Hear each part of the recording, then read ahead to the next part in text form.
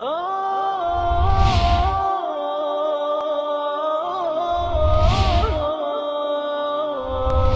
حامل القرآن.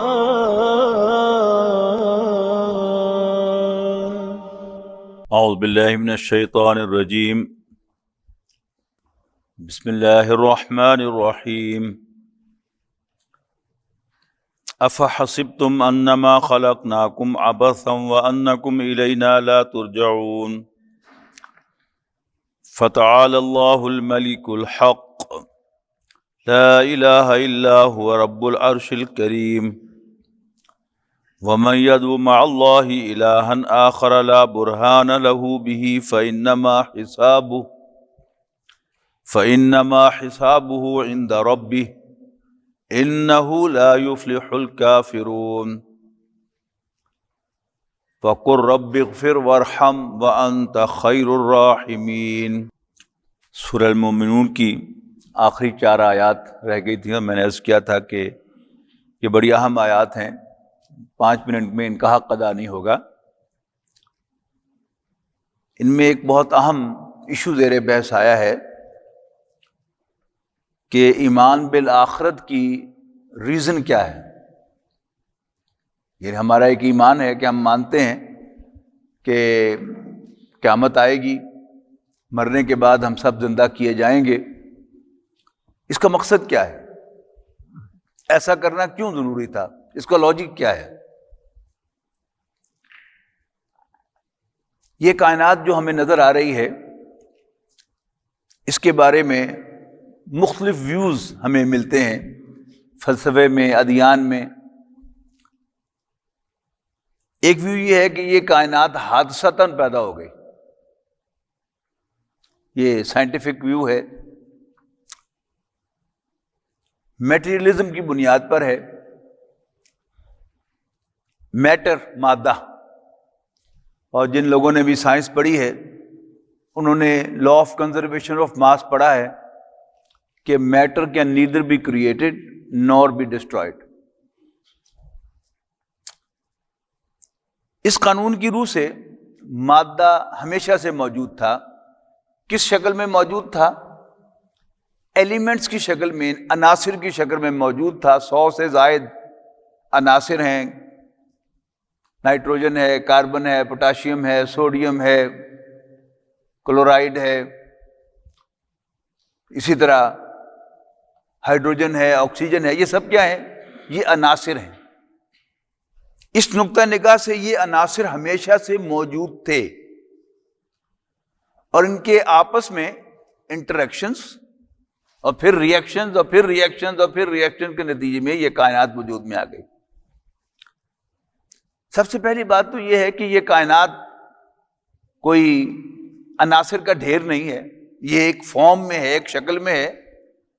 اور اکارڈنگ ٹو تھرمو ڈائنامکس جب بھی کوئی movement without a person behind ہو وہ کبھی آرڈرلی موومنٹ نہیں ہوتی، ہمیشہ ڈس آرڈر کی طرف جاتی ہے. اور یہ جو باقاعدہ ایک شکل ہمیں نظر آتی ہے یہ بغیر کسی پرسونیفائڈ بینگ کے پیچھے نہیں ہو سکتی. یہ تو ہو گیا کہ اللہ تعالیٰ کا ایک وجود ہے، وہ ایک پرسونیفائڈ بینگ ہے، کوئی طاقت نہیں ہے. یعنی ایک تصور یہ ہے کہ اس کائنات کے پیچھے ایک بڑی طاقت ہے، a big power. اس کو بے شک آپ جتنا مرضی ایبسولوٹ بنا لیں، وہ ہے تو پاور. اس کو آپ جتنا مرضی کیپٹل این کے ساتھ نیچر لکھ دیں، بہرحال وہ ایک ڈیڈ شے ہے، کوئی پرسونیفائڈ بینگ نہیں ہے. جہاں بھی کوئی پرسونیفائڈ بینگ ہوگا وہاں اختیار ہوگا، یس اور نو کا، کسی چیز کو اپروو کرنے کا اور ڈس اپروو کرنے کا، کسی چیز کو اختیار کرنے کا یا کسی چیز کو ریجیکٹ کرنے کا. تو اللہ تعالیٰ اس کائنات کا بنانے والا ہے اور اس نے اس کائنات کو یہ شکل دی ہے اور اسی نے اس میں آخری چیز جو بنائی ہے اس کائنات میں وہ انسان ہے. یعنی اللہ تعالیٰ کی تخلیق کا شاہکار ہے. سورج بھی اسی نے بنایا، چاند بھی اسی نے بنایا، آسمان بھی اسی نے بنائے، سارے سیارے، تمام ستارے اسی نے بنائے، تمام پودے اسی نے بنائے، تمام چھوٹے بڑے جانور اس نے بنائے. لیکن اس کائنات میں جو بہترین تخلیق ہے وہ انسان ہے۔ اب سوال یہ ہے کہ یہ انسان کیوں پیدا کیا؟ یعنی یہ تو سمجھ میں آ رہا ہے رفتہ رفتہ کہ انسان اس پوری کائنات کا بینیفیشری ہے۔ سورج وہ بھی میرے کام آتا ہے، میرا دن رات کا نظام، میرا موسمیاتی نظام، جس کے ساتھ میرا فوڈ وابستہ ہے، میری نیوٹریشن وابستہ ہے۔ یعنی کچھ فصلیں ہیں کہ جو سردیوں میں آتی ہیں، کچھ بہار میں آتی ہیں، کچھ خزاں میں آتی ہیں، کچھ پودے ہیں کہ جو سدا بہار ہیں، یہ سب اللہ تعالیٰ کا نظام ہے۔ تو سورج کے ساتھ بھی میری زندگی وابستہ ہے اور ہواؤں کے ساتھ بھی میری زندگی وابستہ ہے، اور یہ سب کچھ ایکسیڈنٹلی نہیں ہو رہا۔ یعنی اگر آپ غور کریں، ہم جو پانی پیتے ہیں اور ہمارے دریاؤں میں جو پانی بہتا ہے، یہ پانی کہاں سے آتا ہے؟ ایسے نہیں آ گیا۔ ہمارا علم ہمیں بتاتا ہے کہ خلیج بنگال سے، یعنی بنگلہ دیش کے جنوب سے وہ بخارات اٹھتے ہیں اور اوپر جاتے ہیں، اور پھر وہ کوہ ہمالیہ سے جا کر ٹکراتے ہیں، اور پھر وہ ٹھنڈے ہو کر اوپر چلے جاتے ہیں، اور پھر پورا انڈین سب کانٹیننٹ جو ہے اس کے اندر بارش جو ہے وہ وہیں سے برستی ہے۔ تو کوئی ایکسیڈنٹ تو نہیں ہے، اور ایک پلاننگ کے ساتھ ہے۔ یعنی وہ لوگ جو اسے کوئی حادثہ سمجھتے ہیں، صرف ایک موسمیاتی نظام جو اگر اس کو لے لیں تو ان کی بات کی نفی ہو جاتی ہے۔ کوئی آدمی آپ سے بحث کرے کہ یہ بائی ایکسیڈنٹ ہو رہا ہے سب کچھ، کوئی اس کے پیچھے کوئی ذات ایسی نہیں ہے کہ جو اس کے پیچھے ہو، تو آپ اسے ذرا کہیں کہ یار میں نے پرسوں اسلام آباد جانا، ذرا دیکھنا پرسوں اسلام آباد کا ویدر کیسا ہے۔ وہ جھٹ اپنا موبائل نکال کے تو آپ کو دے گا تفصیل ساری کہ وہاں جو ہے وہ بارش ہوگی یا وہاں خشک ہوگا۔ تو آپ اسے کہہ دیں کہ او نہیں یار یہ ایسے ہی اندازہ ہی ہے، انہوں نے کہا نہیں نہیں یہ بالکل ٹھیک ہوتی ہے، تو خود ہی وہ پھنس جائے گا اس بات میں کہ یہ بائی ایکسیڈنٹ نہیں وجود میں آ رہا، یہ پلانڈ ہے۔ اور ہم دیکھ رہے ہیں کہ ہمارے ہلکے پھلکے موبائل جو ہیں وہ بھی آپ کو 2 مہینے کا فور کاسٹ دے دیتے ہیں، اور آپ کا اگر موبائل جو ہے وہ ذرا مضبوط ہو اور اس پہ اندر سافٹ ویئر بہت زیادہ سوفسٹیکیٹڈ ہو، یا محکمہ موسمیات کے یا یہ بڑے بڑے جو ادارے ہیں، ایئر فورس وغیرہ ہے، ان کے جو ہوتے ہیں، اور ایئر لائنز کے، آپ دیکھیں تو وہ 6 مہینے کے، سال کے آپ کو فور کاسٹ دے دیں گے، اور وقت دور نہیں ہے۔ اگر ٹیکنالوجی اسی طرح آگے بڑھتی رہی تو شاید کئی سال کی فور کاسٹ جو ہے وہ بھی ہماری جیب کے اندر پڑی ہوگی، ہمارے موبائلز کے اندر۔ جس کا مطلب کیا ہے کہ ایک ایک پانی کا قطرہ جو برس رہا ہے اور ایک ایک ہوا جو چل رہی ہے وہ خود بخود نہیں چل رہی، بلکہ وہ ایک پلاننگ کے تحت چل رہی ہے، اور اس میں سالوں کی، مہینوں کی پلاننگ جو ہے وہ موجود ہے۔ اب اگلا سوال یہ ہے کہ اللہ تعالیٰ نے اس کائنات کو بنایا، انسان کو بنایا، پھر مارے گا کیوں اور پھر زندہ کیوں کرے گا؟ یہ بہت بڑا سوال ہے۔ یہ اس سوال کا جواب ہے کہ جو اس کے اندر ہے، کہ اگر ہم نے اس کو مان لیا کہ اس کائنات کا بنانے والا بھی اللہ تعالیٰ ہے، اس کا چلانے والا بھی اللہ تعالیٰ ہے، اور اس کا بادشاہ جس کا حکم اس پر چل رہا ہے وہ بھی اللہ تعالیٰ ہے۔ اچھا، حکومت جو ہوتی ہے، بادشاہ جو ہوتا ہے، پرائم منسٹر ہے یا پریزیڈنٹ ہے، جو بھی نظام ہے کسی ملک کے اندر، وہ اس کے نظم و نسق کا ذمہ دار ہوتا ہے۔ اور جب بھی کوئی بڑا واقعہ پیش آتا ہے تو جو سیاسی بیانات ہوتے ہیں وہ کیا ہوتے ہیں کہ حکومت مجرموں کو پکڑ کر قرار واقعی سزا دے یا مستعفی ہو جائے۔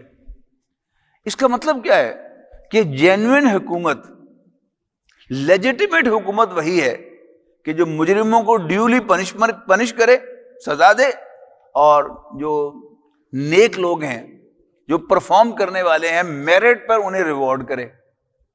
اچھا، اب آپ نے مان لیا، ہم نے مان لیا کہ اس کائنات کا بادشاہ اللہ تعالیٰ ہے، لیکن ہم دیکھ کیا رہے ہیں؟ وہ جو اقبال نے کہا تھا نا کہ اللہ تعالیٰ سے خطاب کرتے ہوئے کہ تو عادل و قادر ہے مگر تیرے جہاں میں ہیں تلخ بہت بندہ مزدور کے اوقات۔ یعنی اس دنیا میں گل چھڑے اڑانے والے بھی ہیں، ایسے لوگ بھی ہیں کہ جن کے کتے جو ہیں وہ بھی چانپے کھاتے ہیں، جن کی بلیاں بھی چانپے کھاتی ہیں، اور اسی ملک کے غریب لوگ جو ہیں ان کو وہ چانپ تو بڑی دور کی بات ہے مٹن کی، ان کو دال کھانا بھی میسر نہیں ہے، سبزی کھانے کے لیے بھی ان کے پاس وسائل نہیں ہے۔ تو یہ جو ڈسپیرٹی ہے اس کا اپنا ایک نظام ہے۔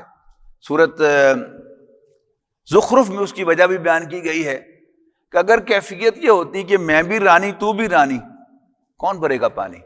اللہ تعالیٰ نے یہ جو نظام چلایا ہے کہ کچھ لوگ جو ہیں وہ اس پوزیشن میں ہوتے ہیں کہ لوگوں کو امپلائی کر سکیں، ان سے کام لے سکیں، اور کچھ لوگ جو ہیں وہ فائنینشلی پیچھے ہوتے ہیں، وہ ان کے امپلائیز بنتے ہیں، اور پھر اس طرح دنیا کا نظام چلتا ہے۔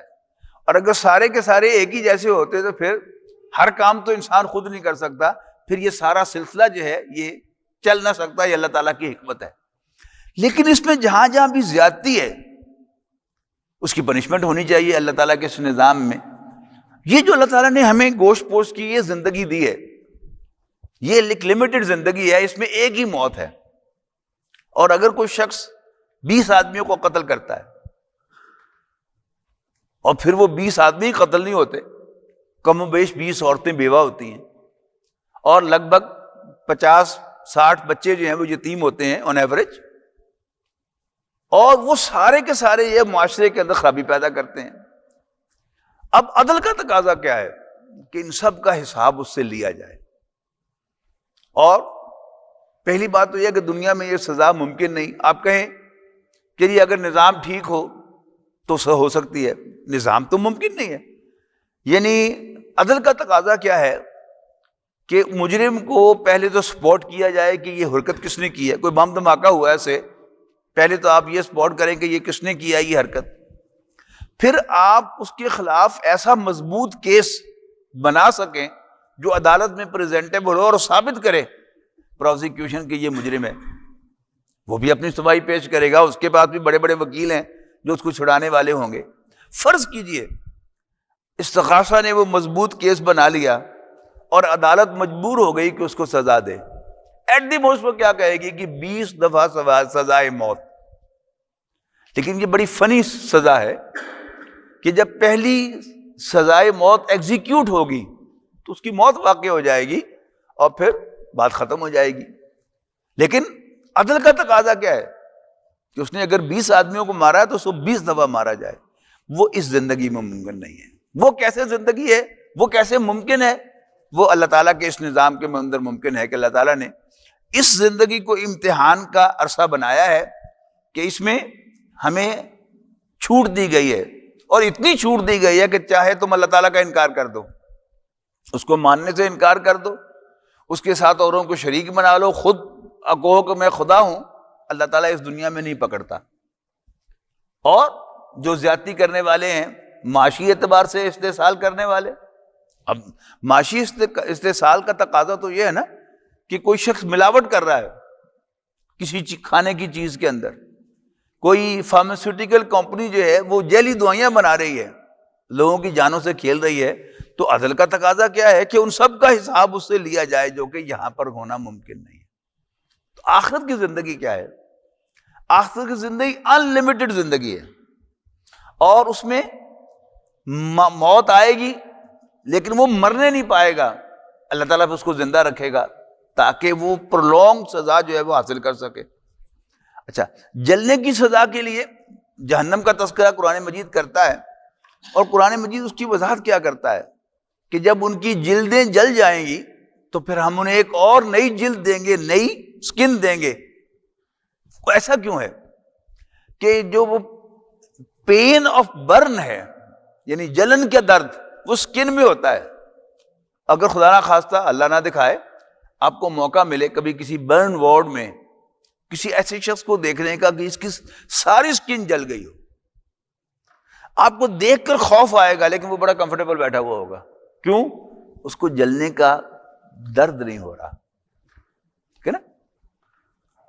آپ نے یہ تجربہ تو ہم سب نے کیا ہے کہ اتنا بڑا زخم آ جائے اور اس کا خون رک جائے، اور اس کے بعد آپ اینٹی بایوٹک وغیرہ لے لیتے ہیں، پھر فوری طور پر تو اس کا درد ختم ہو جاتا ہے۔ لیکن جو جلنے کا درد ہوتا ہے، کہیں آپ کا ہاتھ جھلس گیا ہے، یعنی پوری طرح جلا بھی نہیں، جھلس گیا ہے، اس کی جو جلن ہوتی ہے وہ تو انسان کو بے چین کر کے رکھ دیتی ہے۔ اللہ تعالیٰ نے چونکہ جہنم بنائی ہے سزا دینے کے لیے، تو اس کی سزا کا ایک تقاضا کیا ہے کہ اس کو جلنے کی پین ہوتی رہے، اور دوسرا وہ وہاں پر مر نہ جائے بلکہ زندہ رہے تاکہ مسلسل اپنی پنشمنٹ میں جو لیتا رہے۔ اب یہ ہے اس کا جواب یہاں پر افحسبتم انما خلقناکم عبثا، کیا تم یہ سمجھتے ہو کہ ہم نے تمہیں بیکار پیدا کیا؟ وَأَنَّكُمْ إِلَيْنَا لَا تُرْجَعُونَ، اور یہ کہ تم ہماری طرف لوٹائے نہیں جاؤ گے۔ اچھا اب آئیے سیریز کے ہم نے یہ نتیجہ نکال لیا کہ یہ ساری زمین اور اس زمین پر جو کچھ ہے اور یہ جو ویزیبل کائنات ہے یہ سب کچھ میرے لیے، سورج میرے لیے، چاند میرے لیے، ہوائیں میرے لیے، بارشیں میرے لیے، پودے میرے لیے، جانور میرے لیے۔ یعنی اگر لائف سائیکل کہیں دیکھے آپ، کہیں کسی کتاب کے اندر آپ کو دیکھنے کا موقع ملے تو یہ پودا یہ فلاں جانور کھاتا ہے، اس جانور کو یہ جانور کھاتا ہے، اور بالآخر اس جانور کو استعمال کرتا ہے کون؟ انسان، یا کھانے کے لیے استعمال کرتا ہے، یا سواری کے لیے استعمال کرتا ہے، یا اس سے کوئی اپنی فائدے کی کوئی چیز جو ہے وہ حاصل کرتا ہے، یعنی فائنل بینیفیشنری جو ہے وہ انسان ہے۔ تو ثابت ہو گیا کہ یہ کائنات انسان کے لیے بنی ہے۔ لیکن اگر یہ ثابت ہو جائے کہ انسان بیکار ہے، کہ آئے یہاں پر ڈکارے کھائے پیے ڈکارے اور چلا جائے، یہاں پر لوگوں کا خون چوسے، لوگوں کو قتل خون کرے اور پھر چلا جائے، تو پھر معلوم ہوا کہ یہ انسان بیکار ہے۔ اور اگر انسان بیکار ہے تو پھر اس کے خالق نے ایک بیکار کام کیا ہے، اور یہ اللہ تعالیٰ کے لیے بہت بڑا تان ہے کہ اللہ تعالیٰ کوئی بیکار کام کرے۔ یعنی اس پوری کائنات میں اس نے کوئی بیکار کام نہیں کیا، پھر اگر فائنل پروڈکٹ بیکار ہے تو پھر تو سارا کچھ ہی بیکار ہو گیا نا۔ اب اس کا جواب ہے افحسبتم انما خلقناکم عبثا، تو کیا تم یہ سمجھتے ہو کہ ہم نے تمہیں بیکار پیدا کیا ہے کہ تم آؤ اور 60-70 سال رہو اور پھر چلے جاؤ، تمہاری پوچھ گچھ نہ ہو، تم سے حساب نہ ہو، تم نے جو زیادتیاں کی ہیں ان کا تم سے بدلہ نہ لیا جائے، اور جو تم نے اچھا پرفارم کیا ہے اس کا تمہیں ریوارڈ نہ دیا جائے۔ خاص طور پر جو بڑے بڑے لوگ ہیں دونوں طرف کے، فرعون، اس کا ایک نام ہے کہ میخوں والا فرعون۔ اس کے دو معنی مفسرین نے کیے ہیں کہ ایک تو یہ کہ اس کی فوج اتنی بڑی تھی کہ اس کے خیموں کے قلعوں کو، میخوں کو اٹھانے کے لیے پوری ایک فوج چاہیے تھی جانوروں کی، کئی اونٹ چاہیے تھے کہ جو صرف ان قلعوں کو اٹھا کر ساتھ چلتے تھے، اس لیے میخوں والا۔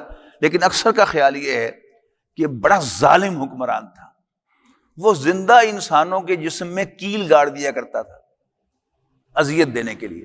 اور ایسی خبریں بھی ہیں کہ خود ہمارے ملک میں ایسے لوگ ہیں، ایسے ایسے ظالم ہیں کہ وہ زندہ انسانوں کے اندر ڈرلنگ کر دیتے ہیں، یہ ڈرل مشین لے کر ان کے جسم کے اندر چر کر کے چلایا اور سوراخ کر دیا۔ کتنا تکلیف دہ عملی ہوگا۔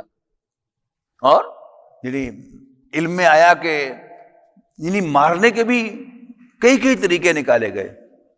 ایک طریقہ کیا نکالا گیا کہ جی یہ جو پنچر لگانے والا پلانٹ ہوتا ہے جس میں وہ بڑی ٹینکی ہوتی ہے ہوا والی، کسی آدمی کو پکڑ کر باندھ کر، یعنی اس کے مقد سے ہوا جو ہے اس کے اندر بھری گئی جس سے اس کا جسم ایک دم پھٹ گیا۔ حضرت یاسر رضی اللہ تعالیٰ عنہ پر ابو جہل نے جو ظلم کیا تھا وہ کیا تھا کہ ان کے مبارک جسم کو یہ 4 اونٹوں سے باندھا گیا تھا کہ ایک اونٹ کے ساتھ ایک بازو، دوسرے اونٹ کے ساتھ دوسرا بازو، تیسرے اونٹ کے ساتھ ایک ٹانگ، اور چوتھے اونٹ کے ساتھ دوسری ٹانگ، اور پھر ان 4 اونٹوں کو مخالف سمت میں ہانک دیا گیا اکٹھے، تو زندہ جسم کے ٹکڑے ہو گئے۔ تو ان کا حساب تو ہونا ہے نا۔ اگر یہ قیامت کا تصور ذہن میں سے نکال دیا جائے تو پھر یہ کائنات جو ہے یہ بیکار ہے، اور اس کا جو حاکم ہے وہ نااہل ہے معاذ اللہ۔ اب یہاں اس کا جواب دیا جا رہا ہے، تو کیا تم یہ سمجھتے ہو کہ ہم نے تمہیں بیکار پیدا کیا ہے؟ وَأَنَّكُمْ إِلَيْنَا لَا تُرْجَعُونَ، اور یہ کہ تم ہماری طرف لوٹائے نہیں جاؤ گے۔ نو فَتَعَالَ اللَّهُ الْمَلِكُ الْحَقُّ، بہت بلند و برتر ہے، ابو ہے، کون؟ الملک الحق۔ یعنی 2 لفظ ہیں نا، ایک ہے مالک، ایک ہے ملک۔ ملک کے معنی بادشاہ، تو اس سے بہت بلند و برتر ہے، ہائی ابو ہے، کون؟ الملک الحق، اللہ جو بادشاہ حقیقی ہے، جینوئن رولر ہے اس کائنات کا، ٹھیک ہے نا؟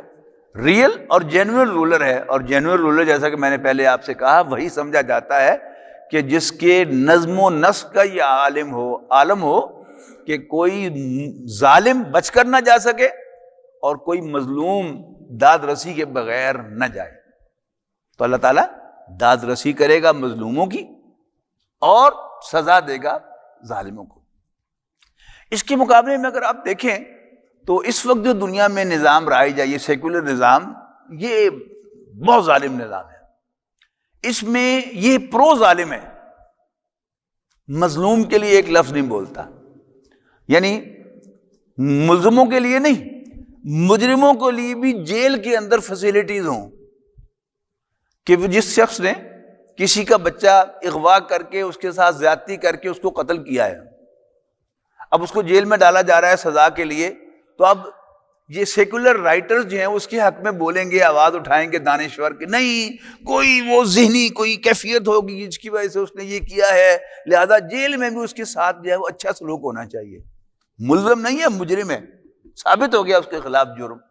مجال ہے یہ کوئی ایک حرف بھی اس بچے کے والدین کے لیے بولے، ان سے بھی تو کو پوچھے نا کہ آپ پر کیا بیتی ہے، کہ آپ کا جگر کا گوشہ جو ہے وہ آپ سے چھین کر اس کو زیادتی کر کے اس کے ساتھ اس کو قتل کر دیا گیا ہے. ان کے لیے کچھ نہیں بولیں گے یہ. لیکن اللہ تعالیٰ جو ہے یاد رکھیے گا وہ ظالم سے بدلہ لیتا ہے اور مظلوم کی داد رسی کرتا ہے. حضرت ابوبکر رضی اللہ تعالیٰ عنہ نے جب خلافت کا چارج سنبھالا تو انہوں نے بڑا زبردست خطبہ دیا، بڑا تاریخی خطبہ ہے. آپ نے فرمایا کہ تم نے مجھ پر جو ذمہ داری ڈالی ہے خلافت کی، امارت کی، اس کی بنیاد پر اگر میں صحیح رہوں تو تمہارا فرض ہے کہ میری اطاعت کرو، اور اگر میں ٹیڑھا ہو جاؤں، اگر میں سیدھا رہوں تو تمہارا فرض ہے کہ میری اطاعت کرو، اور اگر میں ٹیڑھا ہو جاؤں تو تمہاری ذمہ داری ہے کہ تم مجھے سیدھا کرو. تو ایک بدو نے تلوار نکالی کہ ہاں ہم تمہیں تلوار سے سیدھا کریں گے. اس کے بعد پھر انہوں نے ایک پالیسی سٹیٹمنٹ دیا کہ اس ذمہ داری کی بنیاد پر میری یہ ذمہ داری ہے کہ میں عدل قائم کروں. اور عدل کی تعریف بتائی انہوں نے کہ تم میں سے ہر قوی ضعیف ہوگا میرے سامنے جب تک کہ میں اس سے اس کا وہ حق جو اس نے چھین رکھا ہے دوسروں کا وہ وصول نہ کر لوں، اور تم میں سے ہر ضعیف جس پر زیادتی ہوئی ہے میرے سامنے قوی ہوگا جب تک کہ میں اس کی داد رسی نہ کر دوں، اس کا حق چھینا ہوا اس کو واپس نہ دلا دوں. تو یہ ہے عدل. تو اس کائنات کا حاکم کون ہے؟ اللہ تعالیٰ ہے. الملک الحق، بادشاہ حقیقی، ریئل جینوئن رولر.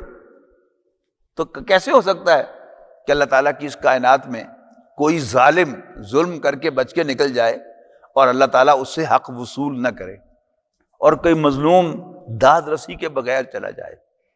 یعنی نبی اکرم صلی اللہ علیہ وسلم نے فرمایا نا کہ حقوق اللہ تعالیٰ آپ کا اپنا حق ہے، اللہ تعالیٰ کا وہ جس کے چاہے چھوڑ دے، لیکن حقوق العباد جو ہے وہ اللہ تعالیٰ خود معاف نہیں کرے گا، بلکہ اس کے لیے پھر اس کا نظام ہے کہ اگر کسی پر کسی نے زیادتی کی ہے، اب وہ مظلوم جو اس سے پوچھے گا، اگر اللہ تعالیٰ کو اس نے راضی کر لیا بعد میں. یہ تھا نا بہت سے ایسے کافر ہیں کہ جنہوں نے زمانہ کفر میں مسلمانوں پر، نبی اکرم صلی اللہ علیہ وسلم پر بڑی بڑی زیادتیاں کی ہوئی تھیں، بعد میں مسلمان ہو گئے، تائب ہو گئے. لیکن اب عدل و انصاف کا تقاضا کیا ہے کہ جس پر زیادتی کی ہے اس کو حق ہونا چاہیے کہ اب وہ بدلہ لے. تو اللہ تعالیٰ جو ہے وہ اس سے قیامت کے دن اگر وہ راضی ہو گیا اس سے وہ پوچھ سکتا ہے مظلوم سے کہ تم نے اس سے بدلہ لینا ہے یا تم نے جنت لینی ہے. تو ہم میں سے کون بے وقوف ہوگا جو کہے گا جی میں نے بدلہ لینا ہے، وہ کہے گا مجھے جنت چاہیے. تو گویا حق معاف وہی کرے گا، اللہ تعالیٰ اس کے بدلے اس کو بہت کچھ دے دے گا جس پر وہ راضی ہو جائے گا. تو یہ ہے اصل میں داد رسی. تو افحسبتم انما خلقناکم عبثا وانکم الینا لا ترجعون، تو کیا تم یہ سمجھتے ہو کہ ہم نے تمہیں بیکار پیدا کیا ہے اور یہ کہ تم ہماری طرف لوٹائے نہیں جاؤ گے؟ نو. فتعال اللہ الملک الحق، بہت بلند و برتر، ہائی ابو ہے اللہ بادشاہ حقیقی، لا الہ الا ہو، اس کے سوا کوئی عبادت کے لائق نہیں ہے. رب العرش الکریم، اور وہ عزت والے تخت کا مالک ہے. یعنی تخت کیا ہوتا ہے؟ یہ سمبل ہوتا ہے حکومت کا. تو ایک چھوٹے سے ملک کا تخت، اس کی حکومت، اس کے وسائل کتنے ہیں اور اس کی حکومت کیا ہے؟ چھوٹی سی. اس کے مقابلے میں کوئی بڑا ملک ہے، اس کی حکومت بڑی حکومت شمار ہوتی ہے. اور جو اس کائنات کا مالک ہے، اس کا عرش، اس کا تخت، اس کی حکومت کتنی بڑی حکومت ہے، اس کی طرف یہاں پر اشارہ ہے. وَمَن يَدْعُ مَعَ اللَّهِ إِلَٰهًا آخَرَ، اور جو بھی اللہ کے ساتھ کسی اور خدا کو پکارے گا، لا برہان لہ، جس کے لیے اس کے پاس کوئی دلیل نہ ہو یا ہے نہیں دلیل، فإنما حسابہ عند ربہ، تو اس کا حساب اللہ کے ہاں موجود ہے. اللہ تعالیٰ اس سے بھی بدلہ حساب لے گا. ہاں بھائی دس، تو نے فلاں کو میرا شریک بنایا تھا، یا دلیل پیش کر یا سزا کے لیے تیار ہو جا. انہ لا یفلح الکافرون، یقیناً کافر فلاح نہیں پائیں گے، کافر کامیاب نہیں ہوں گے. وقل رب اغفر وارحم وانت خیر الراحمین، اور کہو کہ ربا بخش دے اور رحم فرما، یقیناً وانت خیر الراحمین، اور تو سب رحم کرنے والوں سے زیادہ رحم فرمانے والا ہے. یہ ایک جنرل انداز ہے قرآن مجید کا کہ اکثر صورتوں کا آغاز جو ہے وہ بڑی گلوریس آیات پر ہوتا ہے. ان میں یا اللہ تعالیٰ کی عظمت کا ذکر ہوتا ہے یا قرآن مجید کی عظمت کا ذکر ہوتا ہے.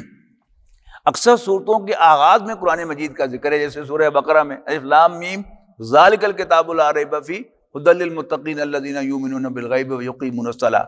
اور اس صورت کا اختتام کیا ہے؟ اللہ تعالیٰ سے دعا پر ہے، ربنا لا تؤاخذنا ان نسینا او اخطانا.